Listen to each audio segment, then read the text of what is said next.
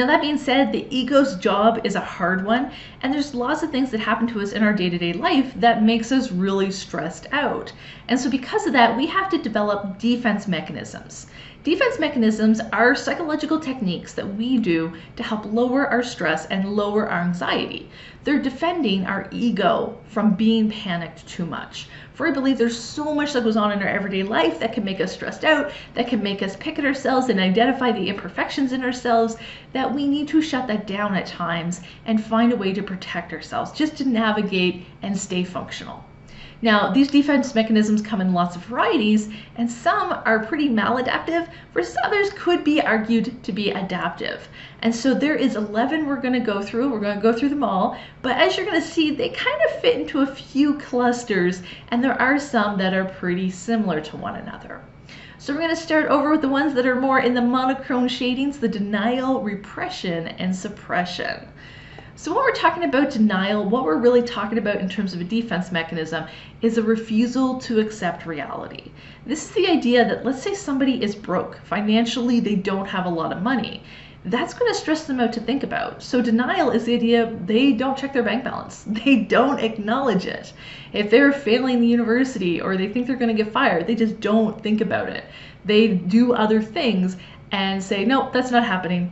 If they're worried that their significant other is having an affair, they say, no, they're not, no, they're not, no, they're not. And they deny the reality of it. This is, of course, pretty maladaptive. That's not moving us towards acceptance. It's the opposite of that. And it's going to cause more problems as things snowball down the road. Similar to denial, but in a more unconscious flavor, is repression. So repression is when we bury something that's really uncomfortable deep down into our unconscious. If you're unfamiliar with the term unconscious, it's a part of our mind that's very difficult to reach. It's considered to be the deepest part of the iceberg of the mind, where you can only reach it through dreams or really intensive psychotherapy, according to Freud.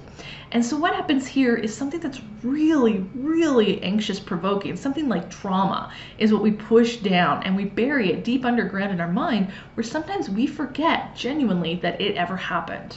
We see this a lot in soldiers when they return from war, where they have blocked those memories. Even if they try to remember them, they can't. Or if somebody has experienced abuse, they may have blacked out while the abuse was occurring and they can't actually remember what was going on. So this is repression. And this has been proven to be adaptive in the heat of things, but can lead to things like post-traumatic stress disorder, of course, and needs to be addressed by a healthcare professional. Similar to repression, but not quite as unconscious, is suppression. So suppression is the idea that we can remember it, we just really work hard to not remember it. So this is the idea of holding in a secret and you don't want other people to know, but you're very much aware of it. And the secret bothers you to the point that you try to not think about it. Let's say somebody is gay and they're not out of the closet and they try to live a life where they don't seem gay, and to the point that they try not to think about their sexual orientation. And so they're aware of it at some level, but they push it out of their mind as fast as they can.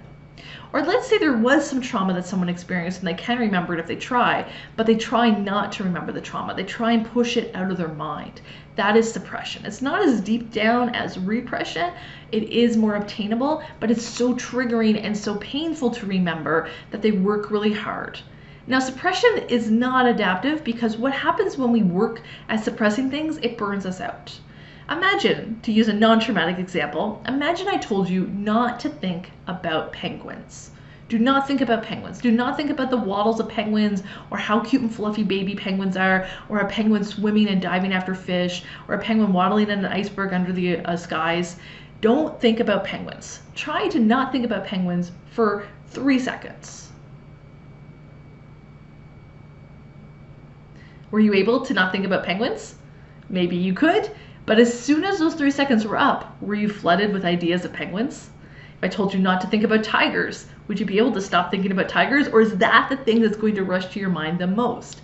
What happens with suppression is we work so hard on not thinking about one particular thing that as soon as we let down our guard, we're flooded by that thing. It's just that if somebody's blocking trauma, let's say a really traumatic car accident, out of their mind, as soon as they try and ease up and relax, those thoughts of the car accident rush back to their head.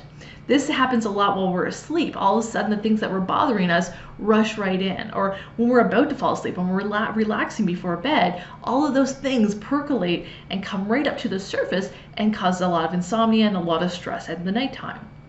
And so suppression is not considered adaptive. It's considered pretty problematic over the long term, and you're not actually working with the problems that are causing you stress.